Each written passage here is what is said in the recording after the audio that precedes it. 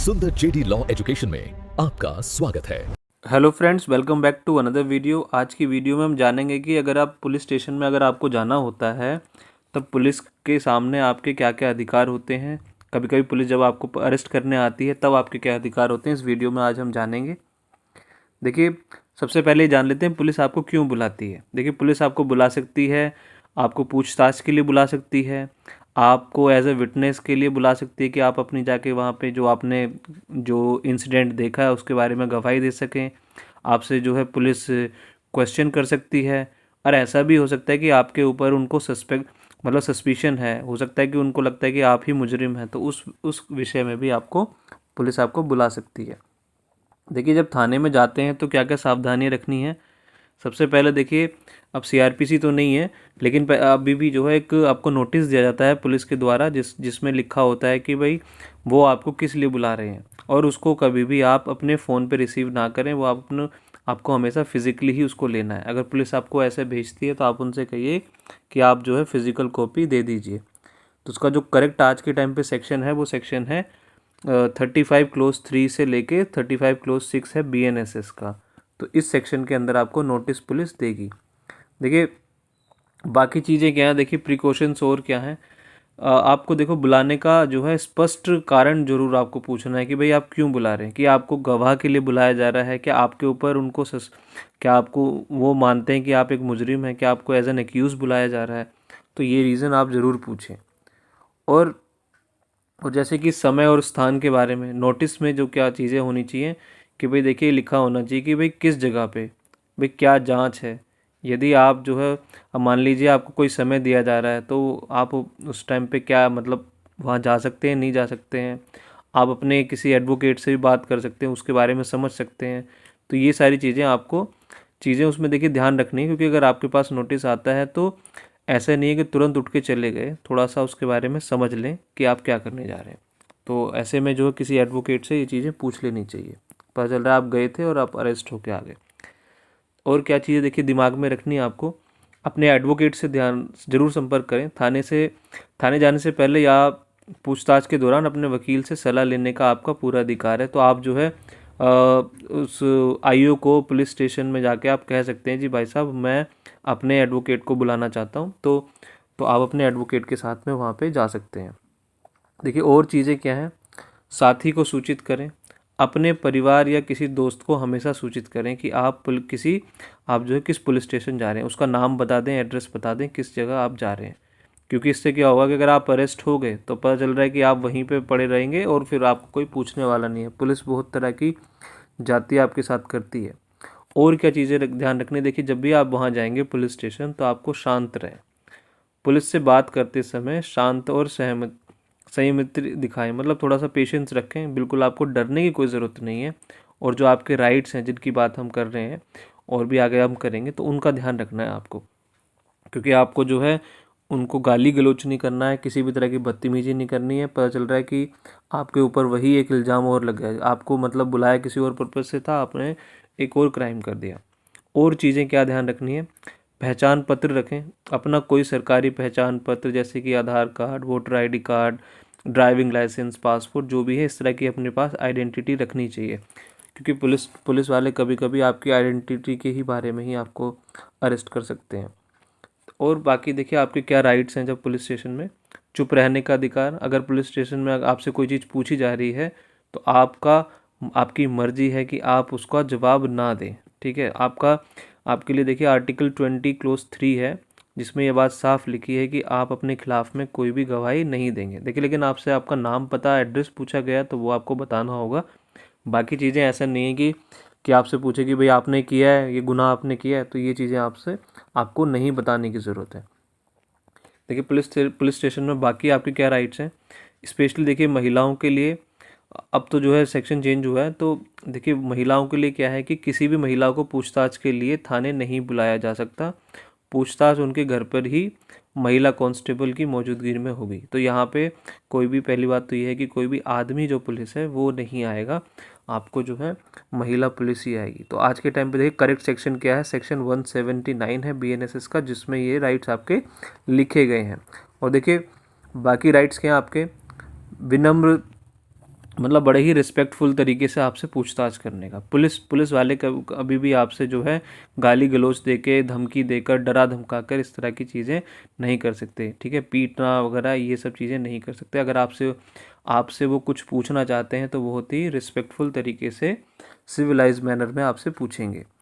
और देखिए बाकी राइट्स क्या हैं। हस्ताक्षर में देखिए हमेशा सावधानी, जब भी कोई भी डॉक्यूमेंट पे आप बिना समझे, बिना पढ़े उसको उसमें कभी भी साइन ना करें, और ख़ासकर खाली पेपर तो बिल्कुल साइन नहीं करना है। पता चल रहा है कि आपने जो है वहाँ पे स्टेटमेंट में लिख दिया अपना, और बाद में जो पुलिस वाले, मतलब आपने साइन कर दिया, पुलिस वालों ने कुछ भी लिख दिया उसके ऊपर, और फिर आपको वो दिक्कत में पड़ जाएंगे। अब मान लीजिए आपको अगर गिरफ्तार किया जा रहा है तब क्या होगा। देखिए एक बहुत ही इंपॉर्टेंट जजमेंट है DK बासु। इस DK बासु की जजमेंट के हिसाब से काफ़ी जो है गाइडलाइंस जो है कोर्ट ने इशू की थी, जिसके ऊपर जो है काफ़ी कानून में चेंजेस भी आए। तो गिरफ्तारी के समय देखिए आपके क्या अधिकार हैं। जब आपको अरेस्ट किया जाता है तो आपका अधिकार है कि गिरफ्तारी का आप कारण जानें, रीज़न ऑफ अरेस्ट आप जानें, कि भाई आपको क्यों अरेस्ट किया जा रहा है, तो ये आपका जानने का पूरा अधिकार है। पुलिस को आपको बताना ही पड़ेगा। अगर वो आपको अरेस्ट का नहीं बताते हैं तो आपकी जो है, जिस दिन पुलिस आपको अरेस्ट करेगी उसी दिन आपकी बेल भी हो जाएगी, क्योंकि ये जो अरेस्ट, ये बताना देखिए उनकी ड्यूटी है। और देखिए अरेस्ट मेमो, पुलिस को देखिए एक अरेस्ट मेमो बनाना होता है, जिसमें जो है आपके परिवार से या फिर कोई भी उस सोसाइटी का कोई एक मेंबर है उस अरेस्ट मेमो पर साइन करता है गवाह के तौर पर, कि उनके सामने आपको अरेस्ट किया गया है। तो ये चीज़ें ज़रूर होनी चाहिए। जब भी पुलिस वाले आपको पकड़ते हैं तो आपको ये चीज़ें आपको पूछ लेनी चाहिए। पुलिस को देखिए, पुलिस को जो है ये अरेस्ट मेमो बनाना ज़रूरी होता है। अगर ये नहीं बनेगा तो फिर भी आपकी जो है बेल हो जाएगी। आगे देखिए परिवार या वकील को देखिए सूचना देना। आपको अपनी गिरफ्तारी की सूचना तुरंत अपने परिवार या फिर जो आपके जो नॉन में एडवोकेट हैं उनको देने का आपका अधिकार है। वो आपको, आप कह सकते हैं पुलिस वालों को कि भाई मेरी जो है बात करा दीजिए, तो वो बिल्कुल आपकी बात करा देंगे। देखिए बाकी देखिए 24 घंटे का एक रूल है। जब भी आपको पुलिस वाले आपको अरेस्ट करते हैं तो आपको वो हमेशा जो भी नियरेस्ट मजिस्ट्रेट है, जो भी नियरेस्ट कोर्ट है, उसमें आपको पेश करेंगे। अगर वो ऐसा नहीं करते हैं तो इसको इलीगल डिटेंशन माना जाएगा। आपकी जो आपको जो गिरफ्तार किया गया है वो क्या है, गलत है, गैर कानूनी है। देखिए कुछ महत्वपूर्ण न्यायिक मामले हैं, इम्पोर्टेंट जुडिशियल केसेस हैं। सुप्रीम कोर्ट ने जो नागरिकों के अधिकार और पुलिस की शक्तियों को काफ़ी जो है स्पष्ट तरीके से बताया कि भाई कहाँ पे उनको किस तरीके से चीज़ें इस्तेमाल करनी है। तो पहला केस हमारा है DK Basu versus state of West Bengal. तो ये जो केस है देखिए, ये मामला पुलिस हिरासत में हिंसा और मौतों से संबंधित था। तो इसमें देखिए सुप्रीम कोर्ट ने क्या किया, गिरफ्तारी और हिरासत के लिए 11 अनिवार्य, जो इसके अंदर काफ़ी जो गाइडलाइंस दी गई हैं। बेसिकली मैं अगर आपको इसका बैकग्राउंड बताऊं तो DK बासु एक ऐसे ही सिटीज़न थे, एक डॉक्टर थे ये, और ये हमेशा न्यूज़पेपर में देखते थे कि आए दिन कभी ना कभी जो है कस्टडी में किसी न किसी की पुलिस वालों के थ्रू किसी भी तरीके से उनके अत्याचार से डेथ हो जाती थी। तभी उन्होंने सुप्रीम कोर्ट में ये केस किया था, और जिसके थ्रू सुप्रीम कोर्ट ने काफ़ी गाइडलाइंस दी और CRPC के अंदर बहुत सारे चेंजेस भी आए थे। और अब तो जो है BNSS के अंदर काफ़ी चीज़ें, चेंजेस जो है वो अब जो है सेक्शन में बदल चुके हैं, और जो CRPC में भी हुए थे। अब देखिए दूसरा केस है Arnesh Kumar versus state of Bihar. तो ये जो केस है देखिए 498A के जो केसेस होते थे, जो कि दहेज प्रताड़ना वाले जो केसेस थे, जो वाइफ कर देती थी पूरी फैमिली को, उसमें पार्टी बना देती थी, एक्यूज बना देती थी, तो उसके बारे में था। तो कोर्ट ने इसमें कहा कि 7 साल तक की जो सज़ा है, उसके जो वो वाले जो अपराध हैं उन केसेस के अंदर पुलिस वालों को आपको पहले नोटिस देना होगा। वो आपको डायरेक्ट अरेस्ट नहीं कर सकते, तो आपको जो है जो भी अगर पूछताछ करनी है तो वो नोटिस के थ्रू करेंगे। तो ये जो है बड़ा इंपॉर्टेंट केस है। एक केस है देखिए ललिता कुमारी वर्सेस गवर्नमेंट ऑफ UP। ये जो मामला है देखिए, ये जो एक व्यक्ति थे, इनकी बेटी का नाम था ललिता कुमारी। इनकी जो बहुत ही आई थिंक 10 साल से भी कम की ये बच्ची थी। इसकी किडनैपिंग हो जाती है, और ये आदमी, ये जो फादर है, ये दर बदर भटकता रहता है, लेकिन पुलिस वाले जो है इसकी FIR दर्ज नहीं करते हैं। तो सुप्रीम कोर्ट ने कहा इसके अंदर कि यदि दी गई जानकारी किसी जो है कॉग्निजेबल ऑफेंस, माने कि बहुत ही सीरियस ऑफेंस है, जैसे कि किडनैपिंग क्या है, बहुत ही सीरियस ऑफेंस है। तो अगर इस तरह की अगर कोई जानकारी पुलिस को दी जा रही तो पुलिस की जिम्मेदारी बनती है कि उनको एफआईआर दर्ज करनी ही होगी। अगर वो ऐसा नहीं करते हैं तो उनके ऊपर भी केस चल सकता है। देखिए पुलिस का जो, अगर पुलिस आपके साथ में गलत व्यवहार करती है तो उनकी शिकायत कहाँ कर सकते हैं। अगर आपके साथ गलत जो है मिसट्रीटमेंट होता है तब क्या कर सकते हैं आप। देखिए शिकायत कहाँ करनी है, ज़िले के जो भी आपका डिस्ट्रिक्ट है उसका जो सुपरिटेंडेंट ऑफ पुलिस है या DCP deputy commissioner of police है, तो उनको जो आप लिखित में शिकायत उस व्यक्ति के बारे में, उस पुलिसमैन के बारे में दे सकते हैं। जो सीनियर ऑफिसर होते हैं इनको दी जाती है। और देखिए कहाँ करेंगे आप, देखिए राज्यों में स्टेट के अंदर क्या है कि ये एक पीसीए करके होती है जिसे कहते हैं पुलिस कंप्लेंट्स अथॉरिटी। तो ये एक इंडिपेंडेंट बॉडी बनाई गई है जहाँ पे आप इनकी शिकायत कर सकते हैं, रिटर्न में आप कंप्लेंट दे सकते हैं।